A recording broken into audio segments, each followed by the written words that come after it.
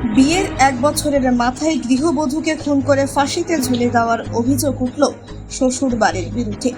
ফাঁসি দেওয়ার ছোট নির্মল জোতের ঘটনা। গৃহবধূর পরিবারের অভিযোগের ভিত্তিতে তদন্তে নেমে গ্রেফতার করা হয়েছে গৃহবধূর স্বামীকে। ধৃতের নাম মোহাম্মদ সমীর।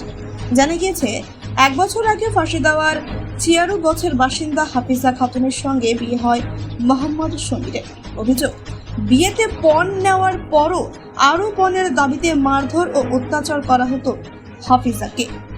দুদিন আগেও বাপের বাড়ি থেকে পণ নিয়ে আসার জন্য চাপ দিচ্ছিল বলে অভিযোগ। শনিবার দুপুরে হাফিজাকে মারধর করে খুন করার পর তাকে ঝুলিয়ে দেওয়া হয় বলে অভিযোগ করেন হাফিজার বাবা মোহাম্মদ সাইরুল। অভিযোগের ভিত্তিতে তদন্তে নেমে গৃহবধূর স্বামী মোহাম্মদ সমীরকে গ্রেফতার করেছে পুলিশ। আজ ধৃতকে শিলিগুড়ি মহকুমা আদালতে তোলা হয়। গোটা ঘটনার তদন্ত শুরু করেছে ফাঁসিগাঁও থানার পুলিশ।